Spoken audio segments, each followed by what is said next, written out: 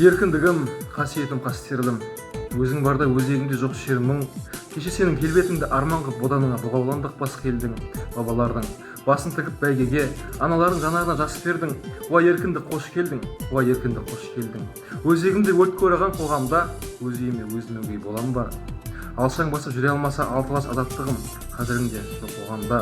Саған жету қиын болса қаншалық, сақтап тұру қиынырақ одан да. Алла берген азаттықтың әр сәті аманат қой, маған, саған оғанда. Саясатқа сермей алмай семсерді, езін күнге тері қылды меңсемді. Желтоқсанда жалынатып жастығым құрсау болған, темір қоғам теңселді. Есте даңқы, қыршындардың қалдыма, 86 ерлігім бе ең соңғы. Уа еркіндік, құның немен өлшенді, уа еркіндік, құның немен өлшенді.